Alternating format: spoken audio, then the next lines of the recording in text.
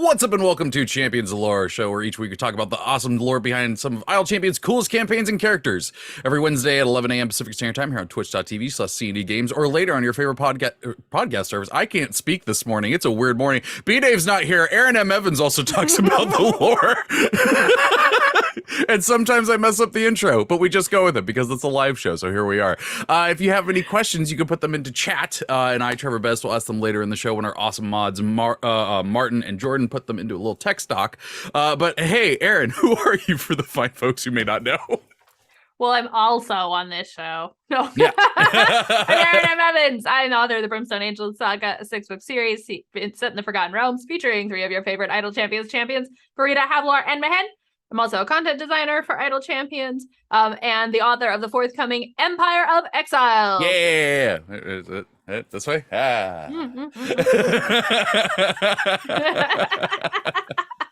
Yeah, B-Dave's not here, but we had a little tech issue, so sorry for the late start. And we for fought podcast, hard to join you. We did. And for podcast listeners, it's gonna be a shorter episode.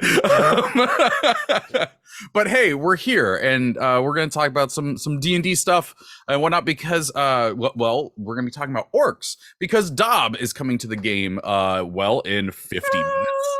Another Oxventure person. I don't know. Oxventurer? Oxventurers. Oxventure. There we go. Yes. To join the team and hide all of your gold in a lake somewhere and everything will be fine. Don't worry about it. He's very funny. He is. Actually, tomorrow, I'll plug this now. Tomorrow on Idle Insights, you're going to see an interview with me and Luke Westway, who plays Dob, and there's a pre-recorded one. Heads up, it was ridiculously funny. I absolutely loved that interview. There were lots of laughs, and also there's an extra part of me and him talking about Disney Channel original movies. So, what's his favorite? Oh, I don't know if I actually asked him that one. What's your favorite? Oh, Don't Look Under the Bed. Yeah, I absolutely love that one. I have this weird extensive knowledge of Disney Channel original movies because I was like, every time they're like this Friday, I'm like, I will be there. So yeah, it's a fun time. So definitely tune in for that one tomorrow. But yeah, so we thought we'd do the kind of like all-encompassing orcs because Dob is a half-orc. But you know, we figured if we just talked about half-orcs, it would just be like, well, there's orcs and humans. Ta-da. Sometimes they make a baby. Sometimes they make a baby. But where do we want to start with orcs? Because I will be honest, it's weird. I'm like, let's dive all the way back. Where do they come from in like meta sense, right? Because I think everybody knows that orcs come from Lord of the Rings, but they're actually pulled out of mythology, and they don't look the same in mythology, right? So sort of early references, they're kind of like goblins or like spirits. They occupy a lot of the same space as like elves and Jotuns and Ettins, like where they're sort of creatures of the wild who have been forsaken by God. They come up once in Beowulf as one of the sort of tribes of creatures that are condemned, alongside elves and Ettins that don't like those in Beowulf. And so it comes out of from actually, here's a fun fact, it does come from the same root as Orcus. Orcus originally being like a name for the devil, and then like as an evil spirit that sort of occupies that same space. So now we have these two unrelated entities in D&D that both come from the same root point. Oh, that's interesting. Yeah. Yeah, so I'll be honest, the first time I heard Orcus, I was like, oh, Orc God, okay. And then I was totally wrong. Like, oh, it's not. Yeah, it is slightly confusing, but yeah. A lot of things in D&D are. They kind of get framed differently, the sort of the origin creatures, right? Sometimes they sort of feel more like goblins, and sometimes they feel more like Jotuns or giants. And then sometimes they're sort of almost like Walking Dead. None of these being quite orcs, right? So obviously Tolkien's a big fan of all of these kinds of sources, and pulls his orcs out of there, where, you know, when his early work, they're sort of framed as like evil creatures, right? And so they're really baked into the premises that these are representations of evil in the world of Lord of the Rings. Yeah. And very much like in that setting, right? They are created by Sauron to be the army. They are made by evil for the purpose of evil. But then we get to D&D, and this is not the mythology of the orcs in D&D, and particularly in Forgotten Realms, right? Because Treavor discovered where orcs come from. Well, I do want to preface real quick. I do want to, you know, point out the fact that, hey, there's a lot of really problematic stuff when it comes to orcs in almost any depiction whatsoever. There is a lot of terrible racist things and horrible things, and we're getting, and hopefully, you know, editions are going to get better about that. D&D 1 or 1 D&D has said that you know, orcs are going to be a, you know, prime playable race, so hopefully that is going to get better. But this is all very much rooted in some really problematic stuff. But we're going to talk about some of the lore aspects of it. But it'd be a disservice if we didn't mention that and, you know, highlight that, because it is totally there. But yeah, so earlier today, I looked at the thing for orcs, because I guess I'd never actually done it before, and lo and behold, I did not realize that World of Warcraft and Forgotten Realms shared a very strikingly similar origin to orcs. Like, ridiculously similar. Yeah, there's a couple of versions of where orcs come from, and there are different sort of subspecies of orcs that have slightly different variants. But the one you're talking about is they came from another world through a portal. There's, you know, so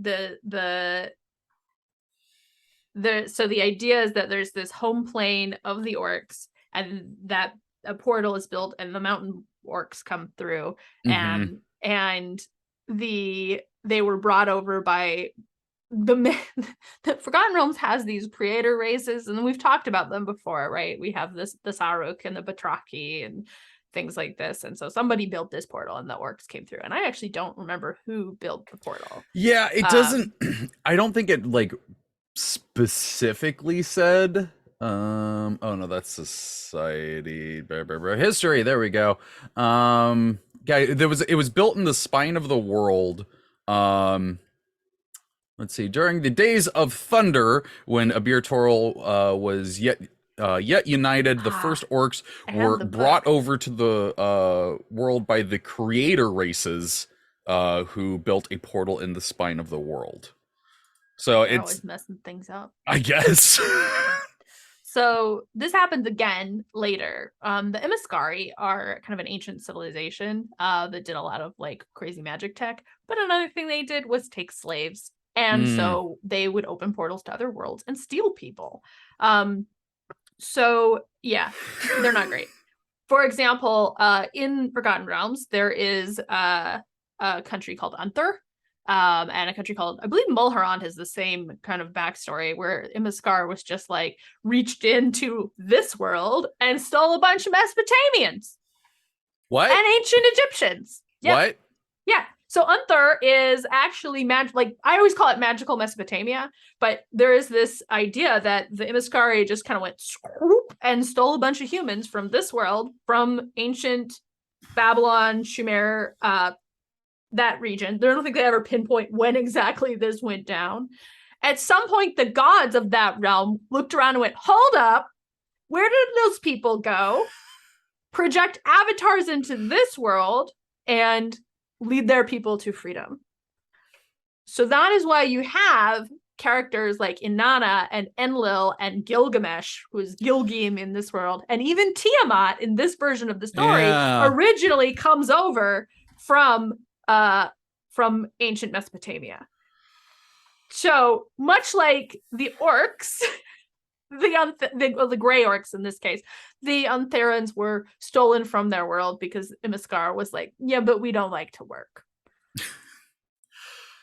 They are related though, because there is something called the Orc Wars. In the Orc That sounds like Wars, a great MMO. right? It's like a phone MMO.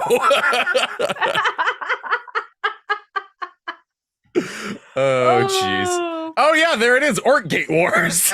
Yep. So the gray orcs are pulled through. They're not really suited for the purpose that the Scari wanted them for, because they're like, yeah, we come from a hyper religious society that favors war, and now we're here. We would like to do more war. And so they end up sort of fighting their way into Mulhorand and Unther, and they call down the Orc Pantheon, and the Pantheons fight each other. So you end up with almost all of the Untheric gods being killed in this war by the Orc Pantheon, who are an interesting bunch of characters, to be honest. Like, the one thing, so much like many other made up people in the Forgotten Realms, this is sausage fest. Oh god. Their gods there's one orc goddess. Is this like the gnome pantheon all over again? Well, it's better than the gnomes, because is actually one woman on the pantheon. But there is only one. And that is sort of another thing, that because there is this, there's obviously kind of baked into the idea that these are going to be warriors that we fight and we don't have to worry about killing, even though we haven't actually quite established them as, constructs of evil. We've established them as people ripped from their homeland who have a different, cultural background. But okay. Yeah. They're always dudes, right? And we've seen that change in the way that they're presented and the characters that come forward. But the let me see if I can find the whole list of the Orc Pantheon, because there are a lot of shades of I like to kill things, which is like, I feel like you're not thinking I like about to kill things on Mondays, and this god likes to kill things on Tuesdays through Thursdays. Well, I'm like, I like to kill things with this, and I like to kill things with that. Grumpsch is the big one while I look for everybody else. So Grumpsch is, there we go, Grumpsch's Pantheon. So Grumpsch is kind of got overtones of Odin. He's got one eye, the other eye having been torn out purportedly by Corlon Lathalin, the head of the Elven Pantheon, because they fought. And that he's sort of the pinnacle of that pantheon. Luthik is depicted as, she's I think called the Cave Mother, and she has these like enormous fingernails that she fights with. And like talons. So the idea is that she's the savage determination of a mother to protect her children. Okay.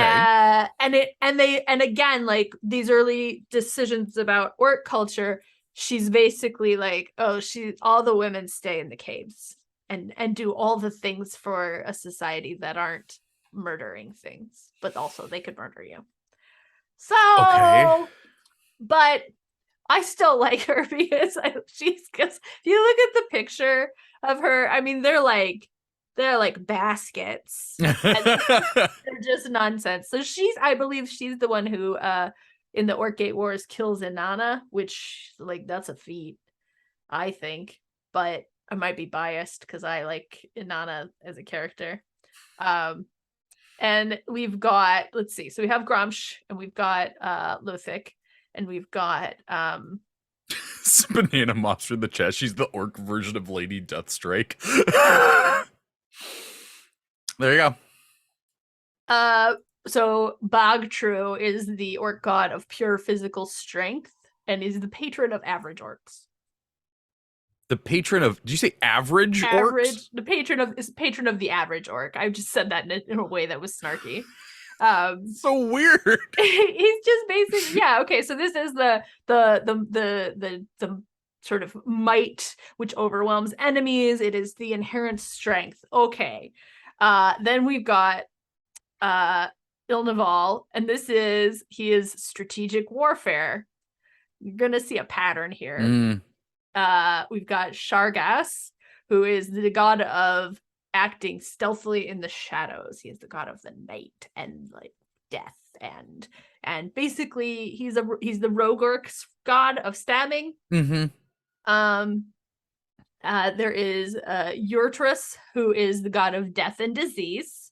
And yeah, he's gross. He's like maggots and stuff. And just generally. And then we've got Grumpsch, who is which also I have to say I love this about Grumpsch. So Grumpsch one eye, right? And there is this story of how he lost his eye. And yet you still get this 3rd edition depiction that's on the page where he's a cyclops. And I feel like someone didn't write their art order very clearly. But alternately, if you're a god and like someone tears your eye out and you're like, fine, oink, I'm going to depict myself this way. I guess I guess actually looking at this, there's several of these that he's basically I don't even know what's happening in the 2nd edition picture. There's several of these where he is a cyclops. So it may be the opposite. It may be that I was introduced to the torn out eye story and he's always been a cyclops. Because or maybe one eye got pulled out and he's just like, I don't like this asymmetry and just went. This is the thing I would love to know. Like, what is the history of the decision that Grumpsch has one eye? Like, was it that they were like, yeah, he's got one eye and he's like a cyclops orc. That sounds badass. And then at some point someone said he's got one eye. Like Odin. Yeah, he must have got his eye ripped out. We should show him with an eye patch. And then everybody was like, what the heck? So someone in the chat is going to tell me what the answer is. I'm pretty sure because probably this is how this show goes. But yeah, and Grumpsch is the one that people sort of are most interested in talking about. I do have to say real quick, that 2nd edition art, you were like, I don't know what's going on there. It literally looks like some AI art. Going on? It is some of the most. I put the link in the chat. It is some of the most confusing things. I get it. Okay. Is the thing that's sort of sticking out that looks like it's a dragon's snout? That's his nose, and then his eye is right above it, and he's wearing a weird helmet. And the helmet has teeth on it, which is what's really confusing. And he's got some wild tusks going up. That's what that stuff is. I guess, yeah. That is. I clicked on it to blow it up because I was like, it really hurts to look at. It looks like a dragon being unmade. Like, yeah. It's very weird. But it's interesting to me too that there's only 3rd, 2nd, and 1st, and they are only cyclopic versions of Grumps. Yeah. I feel like someone editing this page has a preference. I like the other one because I do like that sort of notion. Okay, down low there's a full Pantheon picture, and Grumpsch is just missing his eye. It's all scabbed over. Okay. And I think that notion of the sacrifice of your sight for something greater is very resonant. I really wish that there were more to this because actually this is a thing. If I had the opportunity to write about orcs, I super would, because there's so little. There are some books that go into like what's their home life like. Those are a lot of the Bob Salvatore books that went into the Kingdom of Many Arrows, and that kind of thing like. That ends up being missing when a creature is treated just as a monster and an enemy. Yeah, it's kind of easy to go, well, we don't care what they do. Yeah. I always care because I think it's interesting and it can flesh things out and make them more complex. Because nobody does something just because. I mean, I guess that's not true. Sometimes people do things because they feel like being a jerk, but a whole society is not like, no, we like being jerks. Yeah, like there's more to it. So I do have to say that we get more of that. Lower on the page, there is a super 80s illustration of Corlon like slicing the eye, and it is badass. It's like super cool.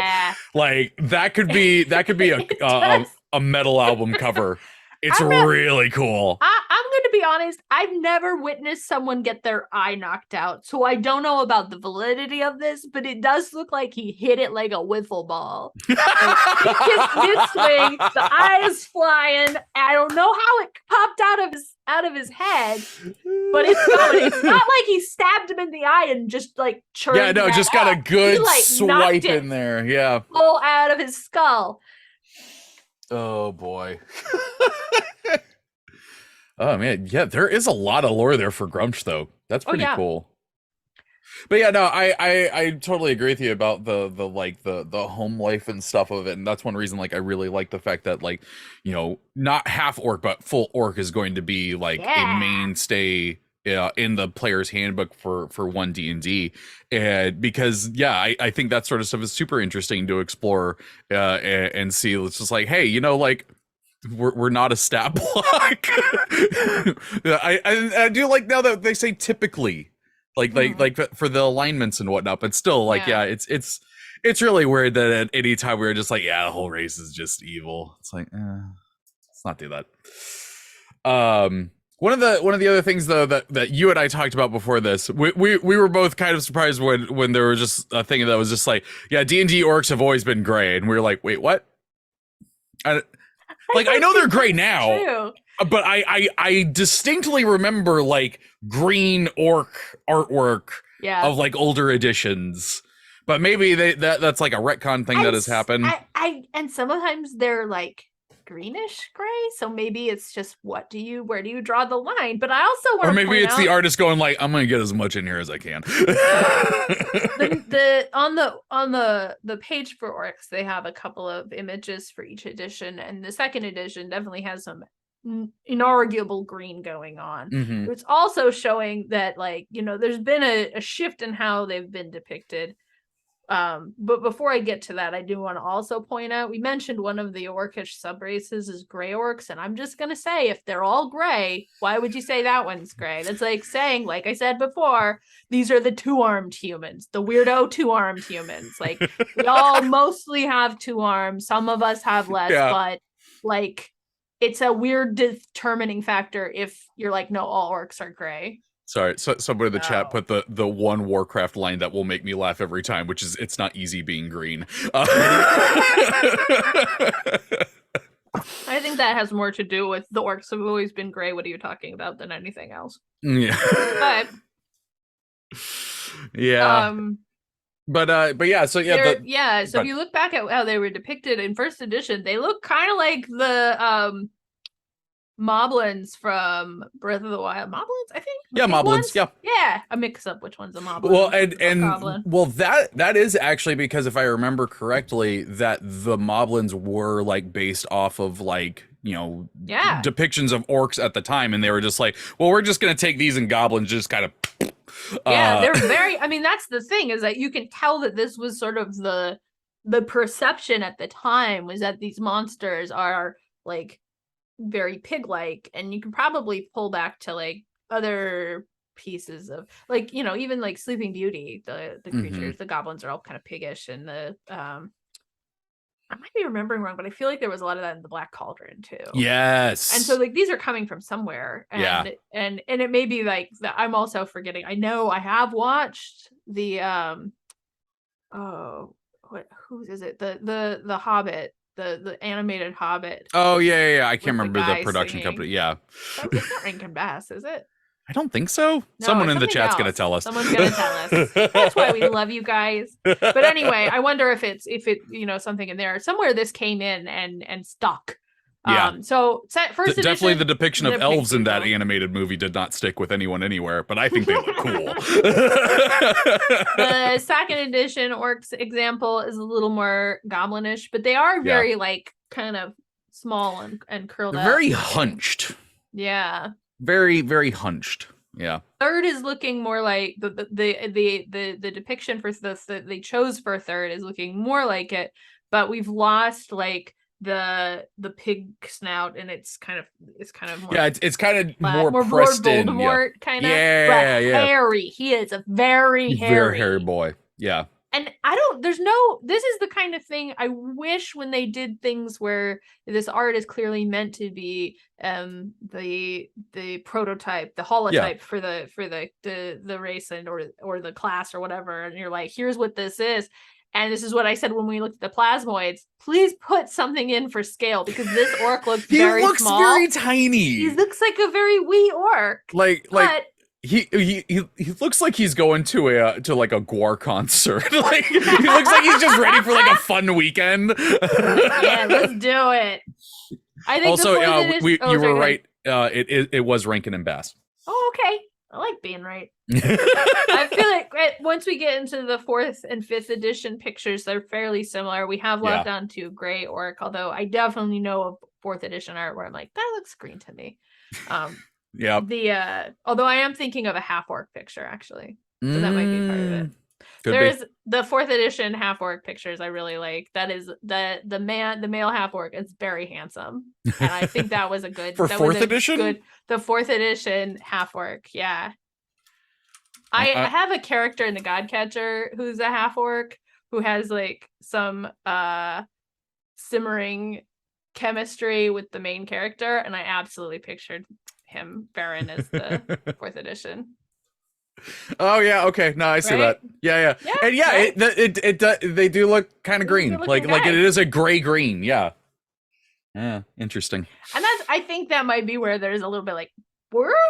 Why were they're not never green? They are sometimes green. I mean, but only if you define green a certain way. I even brought up like the 5th edition Paladin half-orc. It looks a little green.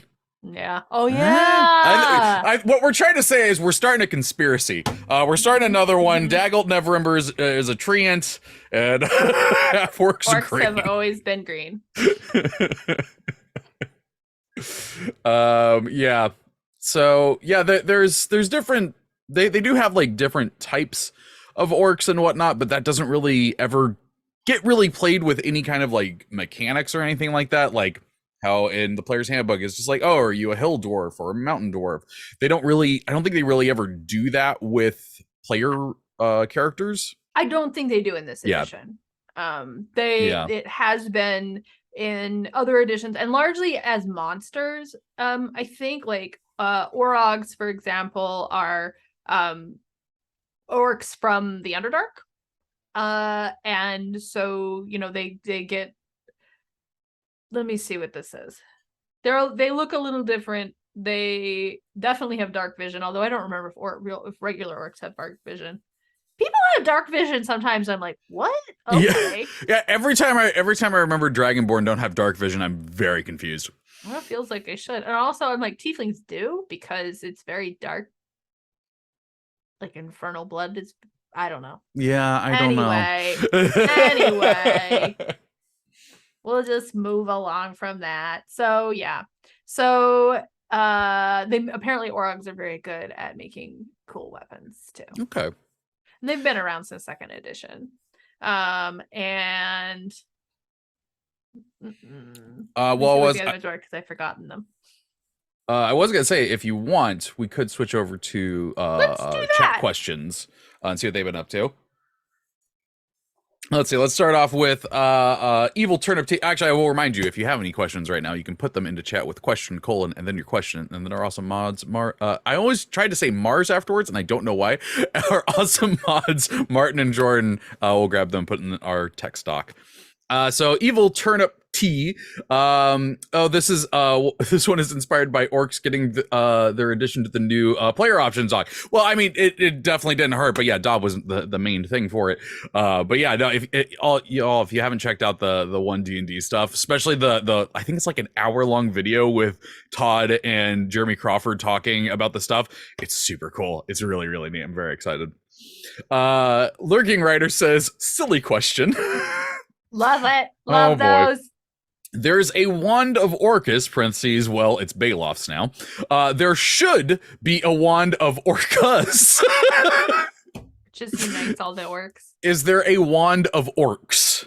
I heard orc us. Well, no. The second one was orcas, like the Orcas, whale. I remember. Yeah.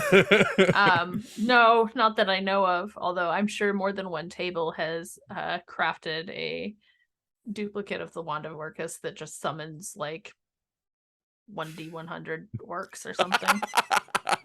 just a cleaned 1d100 orcs. Yeah. Let's see. This is from Audius. I'm gonna go with Audius. Sorry if I messed that up. Question: how do you feel about orcs becoming a base race in D&D 1? I think it's freaking cool. I like it, especially. So one thing I am curious about is that thus far there has not been a lot of emphasis on the role of culture, which I think is an opportunity missed because culture is not genetic, and so you can live in a culture that is maybe like Farida and Havilar are culturally dragonborn. Yep. Because they grew up with dragonborn like values and lessons and stuff, and they don't have skills, but that's okay. And you can, be someone who came from something and changed your mind about stuff. That's okay too. And I just really would like to know more about orc culture. And so I feel like the more opportunity you have to treat them as whole, complete people, the more that becomes appealing. The what is it that that monster does? I don't know that people care as much. Sometimes they do. They did have all those ecology articles, so somebody cared. But a lot of those are also like, where does it lay its eggs? Not what does it think about the concept of personal property? So that is, I think, like, that is my like little, like, I love this idea because it gets me this thing. Because I think there's so much about them that doesn't lend themselves well to knots. They're irredeemably evil, and that's that. I think they've suffered from the fact that they don't have the kind of elven charisma like Drow do. Yeah, that's true.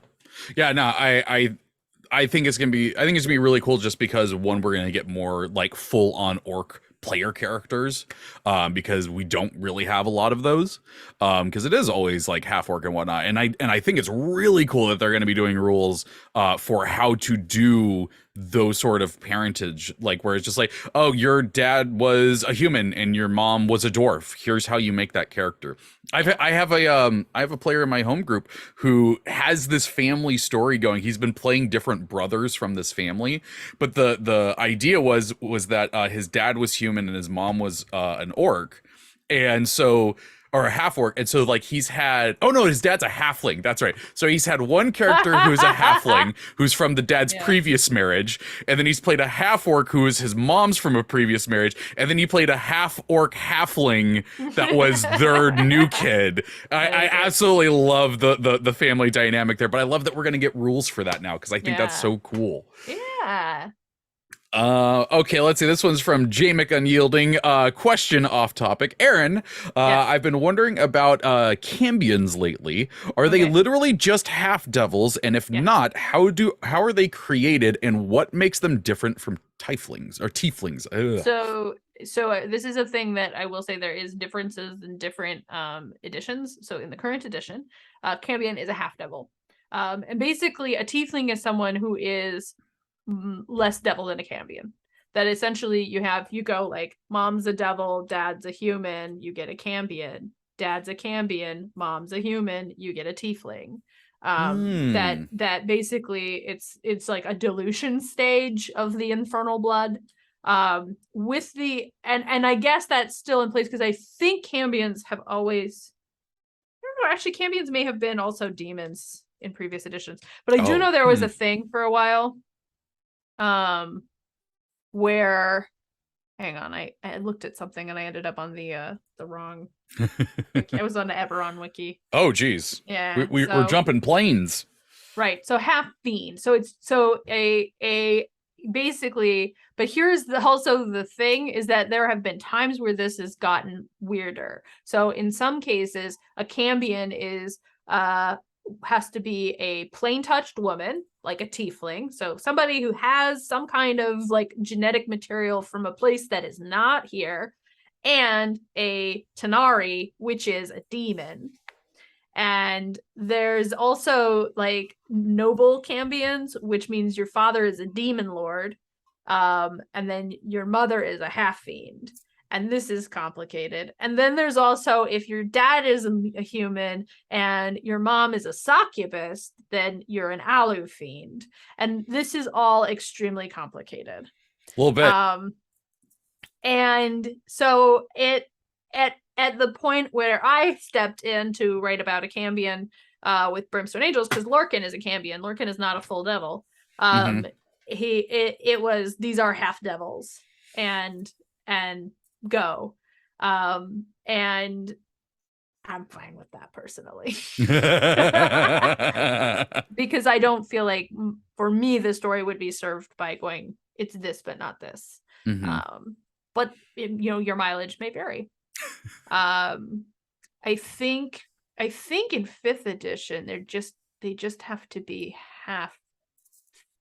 Maybe they are still half devils. I don't have my monster. Oh wait. What am I talking about? D&D Beyond is right here.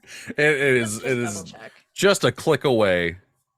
I'm actually gonna change that. Fun fact: I got to reveal this monster entry on my blog when they were rolling stuff out, and it fully crashed my whole site because everybody was so excited to see it. Oh my gosh.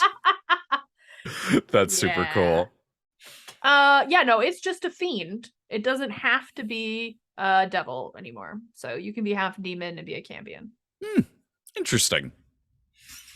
Okay, well, I hope Jamek that answered your question there. Let's go to Rex Verde. Question: the orc god of strength is the average orc's god, so he's the Budweiser of orc gods. Oh man, that's really good.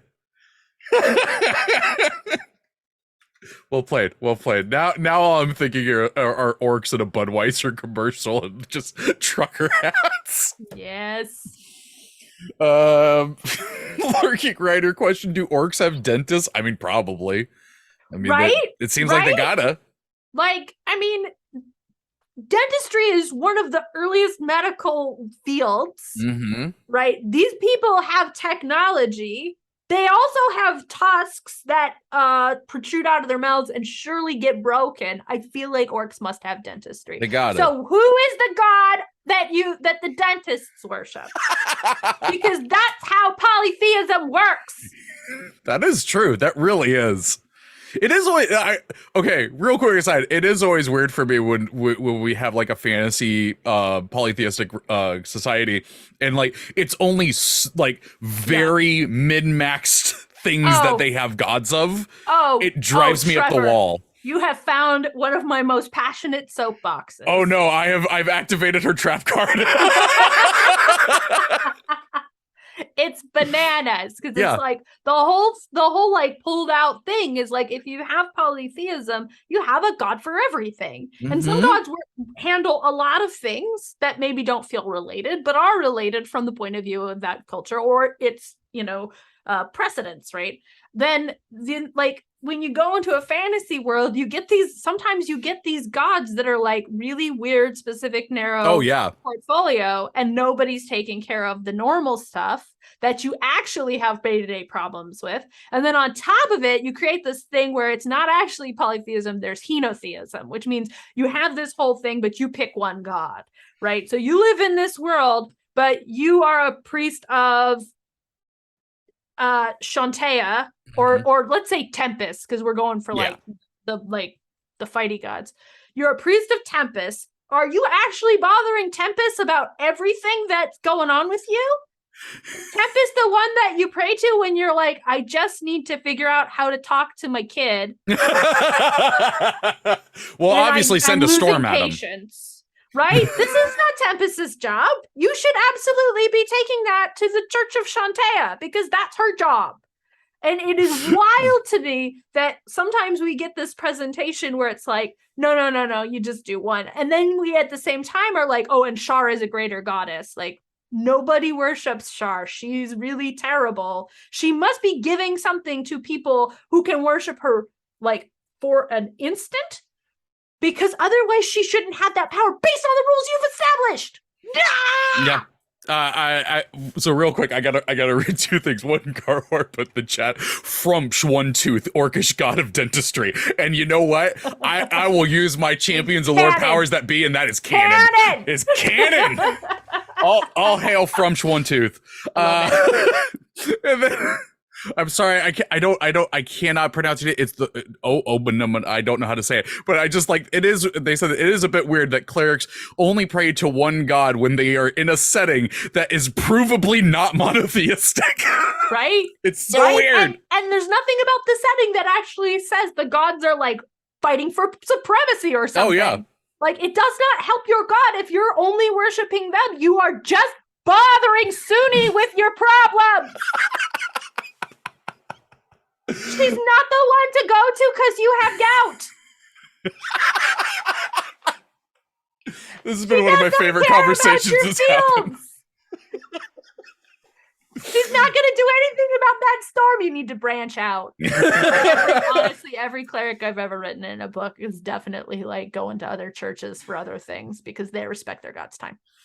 Yeah, there you go. Yeah. Don't bother Agma before a battle. That's not his job. Seriously. Okay, let's see. Lurking Writer.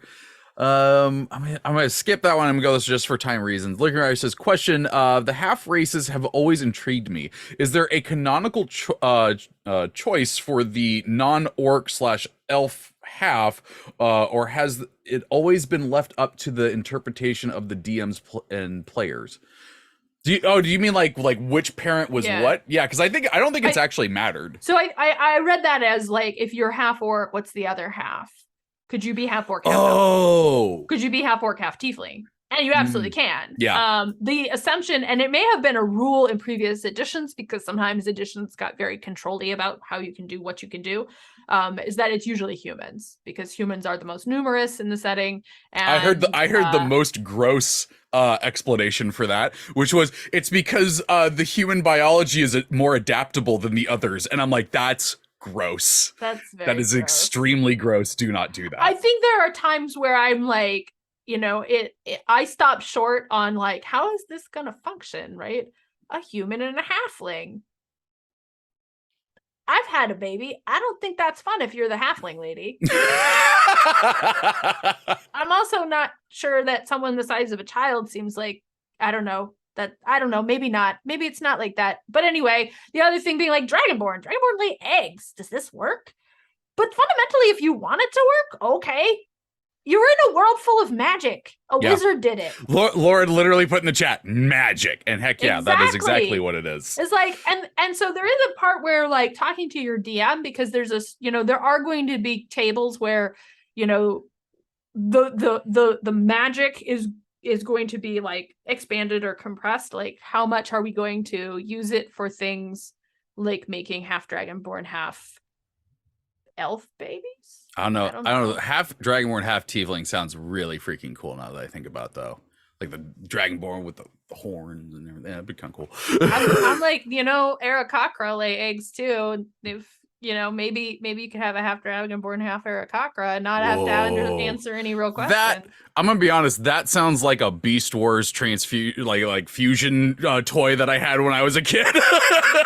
And, other thing is sometimes you just don't even need to ask. You don't even answer this question, right? You're like, hey, I have a half dragonborn, half elf. How did you get born? I don't know. I was a baby. Mm-hmm. I didn't take notes. Well, we're actually running low on time here, so I think that is a good place for us to stop for this week. It is. Erin, where can people find you and what some things you're working on? Oh, gracious. Well, you can find me on Twitter at Erin M. Evans. You can join me with Trevor and B-Dave. It's not join me. You can listen to me with Trevor and B-Dave on our podcast, Writing About Dragons and Shit. New episode just went out today. Yes, it did. Where we talk about dialogue and just all kinds of other stuff. And you can join me on Mondays at 1:30 p.m. Pacific for Concentration Check, co-writing space. You can come join me and we get some work done doing Pomodoro sprints. And I'm just going to wear it out, guys. My new book, Empire of Exiles, comes out November 8th. If you have not pre-ordered yet, please do. If you have, tell someone else to pre-order. Maybe I am working on a really cool pre-order like gift incentive thing, which I will tell the secret of Ivy, who does the really amazing key art, is helping me with this. And it's gonna be cool. It's gonna be really but cool. If you pre-order, you will get that. Hey, you can do it. You can pre-order early and then get it. It's okay. Yeah, so definitely go do that. Links all around. And I'm just knocking over stuff now, apparently. Yeah, and you can find B-Dave on Twitter at B-Dave Walters, and don't try to keep up with everything that he's doing because it's way too much. And you can follow me on Twitter at the Treavor. There's an A hiding in there, and all of the way too many podcasts that I do.